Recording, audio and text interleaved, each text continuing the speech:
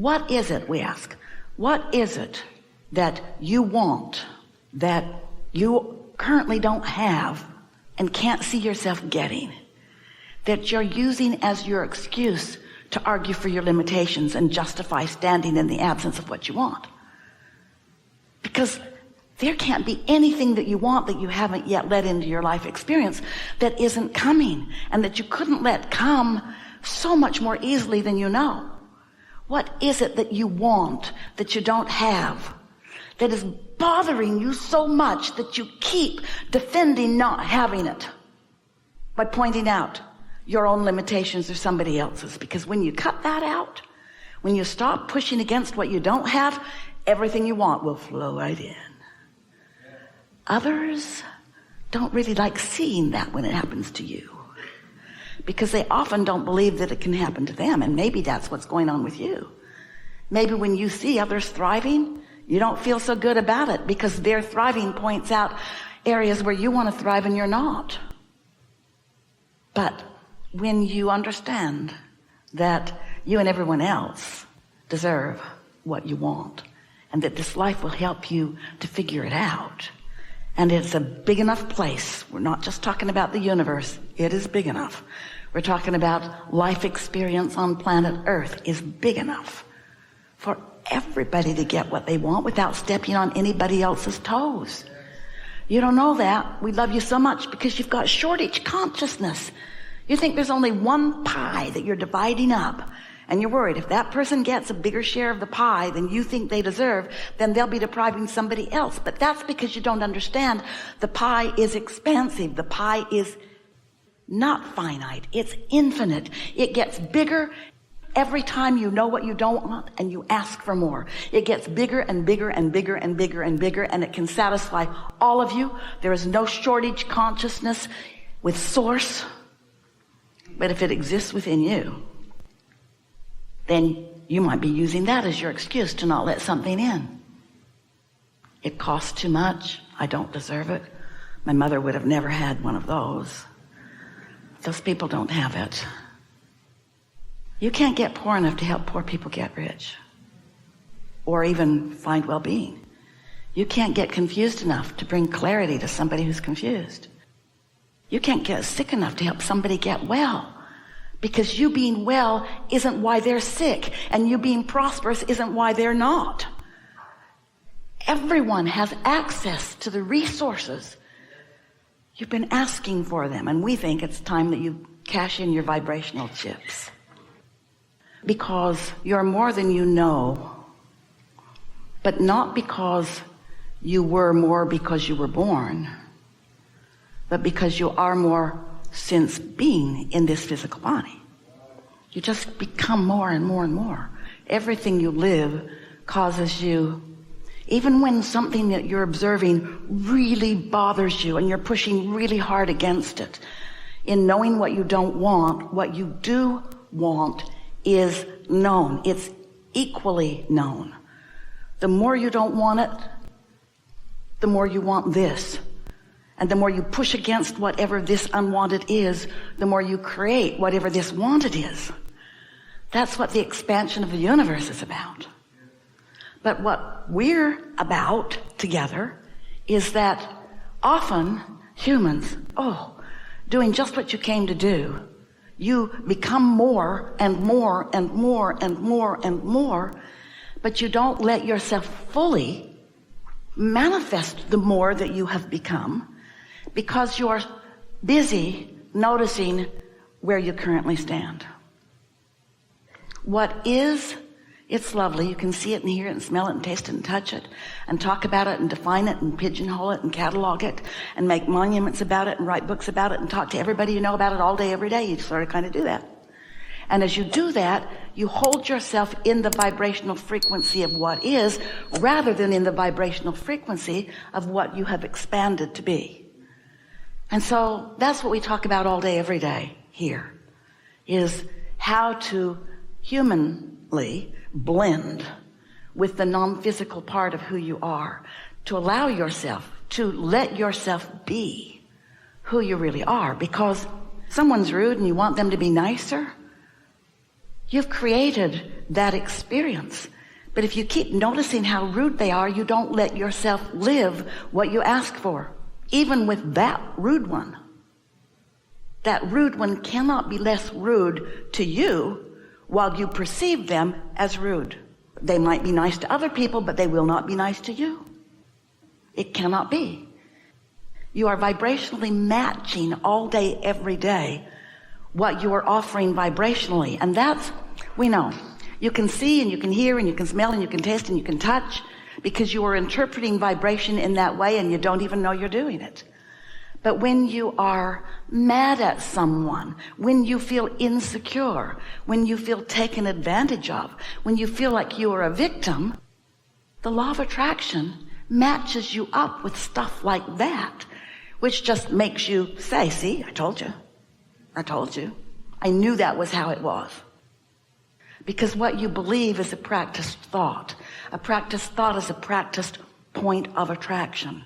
Point of attraction, point of attraction, point of attraction. That's what we want you to hear about. What is your point of attraction? What's my point of attraction? Well, a clue is, how do you feel? Ornery. Not doing so good right this minute. It'll be all right, though, because dominantly you're love. You're pure positive energy. That's who you dominantly are. But who are you letting yourself be in this moment and in this moment and in this moment? There is this constant relationship between who you are presently in terms of what you're emitting vibrationally and therefore attracting vibrationally, and who the larger part of you, your inner being, that soul source part of you, that God part of you, that part of you that was before you came into this body and still exists. And with everything you ask for, everything you live, that part of you that becomes more, that part of you, non-resistant in nature, pure love, love and understanding and appreciation, never hatred, never pushing against, never feeling insecure, never pushing against you, never judging you, never devaluing you, never hating you, never harming you, never offering anything negative about you or about anyone. But as you stand in an attitude justifying your madness or your meanness or your negative response, your knee-jerk response to something unwanted and unwarranted, as you offer your knee-jerk response of that, you cause a vibrational difference between you and who you really are, and you feel that difference. That's what negative emotion is. Every time you feel negative emotion, what you're feeling is the vibrational difference between who you are as this pure positive energy love force and who you're being right now in your confusion of who you are or who they are.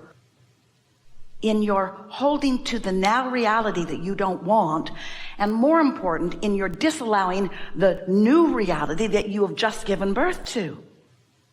You can't continue to become and become and become and become and become and become, and you are all day, every day, and not let yourself go there without feeling the tug of war.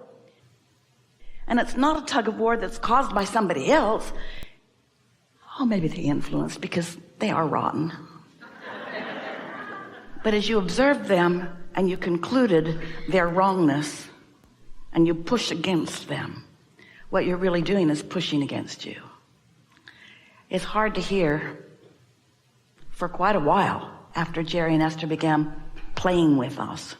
One or the other of them would argue with us. Abraham, I think you need more information about that one. Because it was just hard to conceive that someone that rotten from their perspective could be loved by source. And the fact that they were loved by source and hated by Esther was what Esther's problem was. They're not the problem.